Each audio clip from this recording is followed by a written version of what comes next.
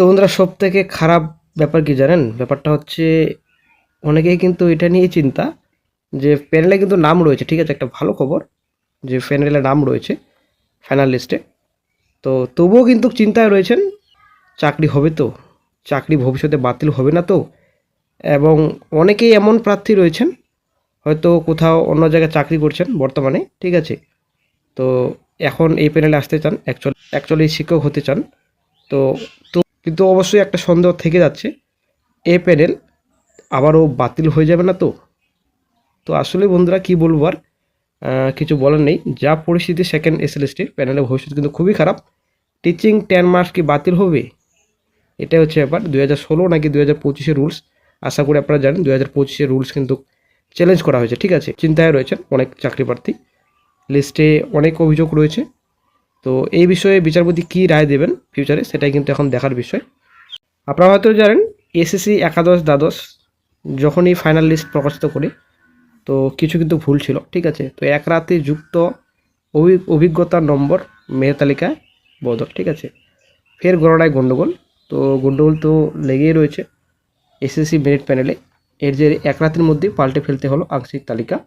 বুধবার সন্ধ্যায় রাষ্ট্রবিজ্ঞানের এক হবু শিক্ষক পেয়েছিলেন, যেটা রয়েছে আপনাদের 8+57 দেন 16.75, ঠিক আছে। তো টোটাল 91.75 ছিল পয়েন্ট, কিন্তু বাড়তি 10 নম্বর কোথা থেকে জুড়ে গিয়েছিল তার সংখ্যা কিন্তু মেলানো যাচ্ছিল না। তো ভুল ভাঙে বৃহস্পতিবার সকালে দেখা যায় যে বাড়তি নম্বর চিন্তা বাড়িয়েছিল সেটা আসলে শিক্ষকতার আগাম অভিজ্ঞতা হিসেবে মাত্র 10 নম্বর, অথচ প্যানেলে সেটি আলাদাভাবে চিহ্নিত করা ছিল না। তো এদিন সকালে ভুল বুঝতে পেরে এসএসসি বিষয়টি বিস্তারিত ব্যাখ্যা দিতেই সব স্পষ্ট হয়ে যায়, ঠিক আছে। তো তার স্কোর হয়েছিল এখানে আপনাদের 82, অর্থাৎ তার ক্ষেত্রে অভিজ্ঞতার নিরিখে বাড়তি 6 নম্বর যুক্ত হয়েছে শিক্ষকের। তো অনেক ব্যাপার রয়েছে। তো এই বিষয়ে কিন্তু নবম দশমের চাকরিহারা শিক্ষক রাকেশ আলমের কথায়, কমিশনের এই আচরণে আমাদের মতো যোগ্য চাকরিহারা বারবার বিপাকে পড়েছি। আগামী দিনেও এসএসসির এই হটকারিতার জন্য আবার আমাদের নতুন করে বিপদ পড়তে হয় কিনা সেটাই দেখার। আইনজীবী সুদীপ্ত দাশগুপ্ত এ বিষয়ে জানান, 2016 নিয়োগ প্রক্রিয়া নিয়ে আদালতে মামলা দায়ের হওয়ার পরে এসএসসি দাবি করেছিল ক্লারিক্যাল মিস্টেক হয়েছে। তারপর আদালত, প্রাক্তন বিচারপতি কমিশন এবং সিবিআই তদন্তে কী প্রমাণ হয়েছে সবাই দেখেছে। চূড়ান্ত মেধা তালিকা প্রকাশের আগে কে অভিজ্ঞতার নিরিখে 6, 8 ও 10 নম্বর পাবে সেটা কমিশন খতিয়ে দেখে তালিকা প্রকাশ করবে না, এমনই কিন্তু বলছেন। উল্লেখ্য, এসএসসির তরফে 7 জানুয়ারি একাদশ দ্বাদশের মেধা তালিকা প্রকাশ হওয়ার কথা ছিল, যদি কলকাতা হাইকোর্টের নির্দেশে 49 জনের নতুন করে 8 জানুয়ারি ইন্টারভিউ নেওয়ার শীর্ষ আদালতে দেওয়ার আশ্বাস নির্ধারিত 14 দিনের মাথায় এসএসসি মেরিট লিস্ট প্রকাশ করেছে। তারপরেও ভুল নিয়ে শিক্ষামহল বিস্মিত। তো আশা করি আপনারা জানেন ফাইনাল লিস্ট প্রকাশিত হয়ে গেছে এবং ওয়েটিং লিস্টে কিন্তু প্রচুর চাকরি প্রার্থী, ঠিক আছে। ওয়েটিং লিস্টও কিন্তু প্রকাশিত করা হয়েছে। ওয়েটিং লিস্ট দেখে সংখ্যায় নতুন পুরনো পদপ্রার্থীরা, তো একাদশ দ্বাদশ ওয়েটিং লিস্টে বা অপেক্ষমান তালিকায় যে 6,000-এর মতো প্রার্থী আছেন তাদের বেশিরভাগই নিয়োগ হওয়ার সম্ভাবনা রয়েছে বলে বৃহস্পতিবার দাবি করলো স্কুল সার্ভিস কমিশন, ঠিক আছে। একটা ভালো খবর রয়েছে, ওয়েটিং লিস্ট চাকরি প্রার্থীদের হয়তো নিয়োগ হতে পারে।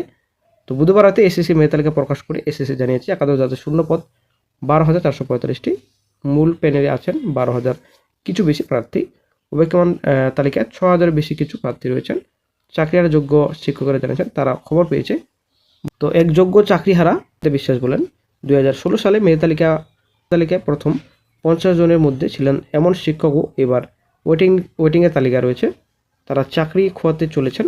এসএসসি চেয়ারম্যান সিদ্ধার্থ মজুমদার কিন্তু বলেছেন, একাদশ দ্বাদশে শূন্যপদ 12,445, মূল প্যানেলে যারা আছেন তাদের অনেকেরই একাধিক পদে নিয়োগ হবে, মাল্টি র্যাঙ্কিং, ঠিক আছে। এর ফলে ওয়েটিং তালিকায় আরও অনেক সুযোগ পাবেন। এসএসসি এক কথা জানান, সংরক্ষিত শ্রেণীর মহিলা প্রার্থী সাধারণ শ্রেণীর শূন্য পদে ডাক পেলে একসঙ্গে সাধারণ শ্রেণীর শূন্যপদ, কোএডুকেশন স্কুলের সহশিক্ষা শূন্যপদে, সংরক্ষিত শ্রেণীর মেয়েদের শূন্যপদে এবং সংরক্ষিত শ্রেণীর কোএডুকেশন স্কুলের শূন্যপদের মধ্যে একটি বেছে নিতে পারবেন। ফলে 3টে শূন্যপদ ফাঁকাই থাকবে। একইভাবে কোনো সংরক্ষিত শ্রেণীর পুরুষ প্রার্থী সাধারণ শ্রেণীর শূন্যপদে ডাক পেলেও 2টি শূন্যপদের সাধারণ শ্রেণীর শূন্যপদ এবং সংরক্ষিত শ্রেণীর শূন্যপদ মধ্যে একটি বেছে নিতে পারবেন। তো এই বিষয়ে শিশির বাবু অভিযোগ করেন যে বুধবার রাতে এসএসসি প্যানেল প্রকাশ করেছিল তা 1173 পৃষ্ঠা, এদিন সকালে তা বেড়ে ওঠে 1179, ঠিক আছে। তো পৃষ্ঠা হয়েছে শিশিরবাবু অভিযোগ এইভাবে পাতার সংখ্যা কি করে বাড়ছে, সেই সঙ্গে কয়েকজন প্রার্থীর অভিযোগ। কিছু প্রার্থীর ক্ষেত্রে দেখা গিয়েছে অভিজ্ঞতার নম্বর বাবদ শূন্য পাওয়া কয়েকজনের নম্বর হঠাৎ করে বেড়ে 6 হয়েছে। এমনকি কি করে হলো, এসিরা কত অবশ্য দায়ী বললে এত বড় তালিকায় পাতা সাজাতে গিয়ে লেআউট পাল্টেছে, ঠিক আছে। কিছু পাতা বেড়েছে, কোনো নাম ঢোকানো বা বাদ যাওয়ার অভিযোগ ভিত্তিহীন। আশা করি আপনারা জানেন প্যানেলের ভবিষ্যৎ কীরকম, ঠিক আছে। টিচিং 10 মার্কস যদি বাতিল হয়ে যায়, এই প্যানেল অবস্থা জানেন কি হতে পারে ফিউচারে। এই প্যানেলে কিন্তু কোনো অস্তিত্বই থাকবে না, ঠিক আছে। ব্যাপারটা হচ্ছে বিচারপতি এই যে 10 মার্কস নিয়ে মামলা শুনছেন হাইকোর্টে, তো অনেকটা কিন্তু ডিলে করছে রায় ঘোষণা করতে, ঠিক আছে। কারণ গত 20 তারিখ কিন্তু মামলা শুনানি ছিল, তো সেদিন কিন্তু কোনো রকম বড়সড় শুনানি হয়নি, ঠিক আছে। তো কমিশনের তরফ থেকে অনেক কিছু তথ্য দেখিয়েছেন, অনেক কিছু ডকুমেন্টস দিয়েছেন এবং কিছু একটা চার্টের কথা বলা হয়েছে, ঠিক আছে। কতজন ফ্রেশার চাকরি প্রার্থী সুযোগ পেয়েছেন এবং কতজন বঞ্চিত হয়েছেন, তো সম্পূর্ণ তথ্য কিন্তু ওই দিন ক্লিয়ার করে বলা হয়েছে কোর্টে কমিশনের তরফ থেকে, স্টেটের তরফ থেকে, ঠিক আছে। তো ব্যাপারটা হচ্ছে এখন কিন্তু অবশ্যই 10 নম্বর বাতিল নিয়ে কিন্তু একটা বড়সড় আপডেট পাওয়া যাবে। আগামী 3 তারিখে শুনানি রয়েছে। তো ব্যাপারটা হচ্ছে কি ডিসিশন নিতে পারবেন 10 মার্কস নিয়ে, এটা হচ্ছে ব্যাপার। কথার কথা যদি নেগেটিভ রেজাল্ট আসে, কমিশনের বিরুদ্ধে রেজাল্ট আসে, তাহলে কিন্তু অবশ্যই কমিশন সুপ্রিমে দৌড়াবেন, যেহেতু সুপ্রিমের আন্ডারে কিন্তু এই যে নিয়োগ প্রসেস, এই নিয়োগ প্রসেস কিন্তু চলছে, ঠিক আছে। তো ব্যাপারটা হচ্ছে এখন সুপ্রিম কোর্টের নির্দেশে যেহেতু সব চলছে, তো হাইকোর্ট কি ডিসিশন নিতে পারবেন, এটাই হচ্ছে ব্যাপার।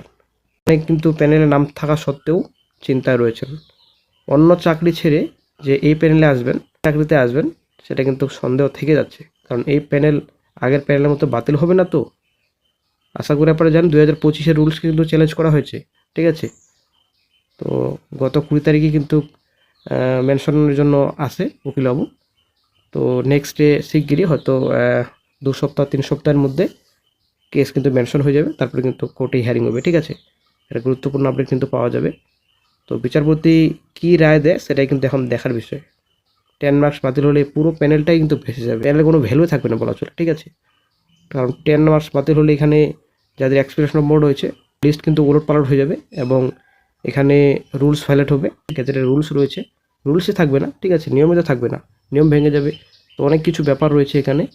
তো 10 মার্কস বাতিল কি সম্ভব, এটা কিন্তু অবশ্যই সবার মনে থেকে যাচ্ছে আপাতত, ঠিক আছে।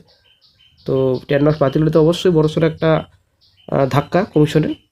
তো ধাক্কা তো সবারই, কারণ আবারও হয়তো চাকরি বাতিল বলা চলে, ঠিক আছে। চাকরি তো হয়ে গেছে অলরেডি একাদশ দ্বাদশে, আবার যদি 10 মার্কস যদি এই প্যানেল বাতিল হয়, তাহলে কিন্তু বিশাল বড় ধাক্কা কমিশনের সঙ্গে চাকরি প্রার্থীদেরও, ঠিক আছে। আবারও যারা এর আগে 2016 সালে প্যানেলে ছিল, যারা বর্তমানে সিলেক্টেড হয়েছে 2025-এ এসে দাঁড়িয়ে, আবার যদি বাতিল হয় প্যানেল, তাহলে কিন্তু কিছু বলছি না, আপনারা বুঝে নেবেন।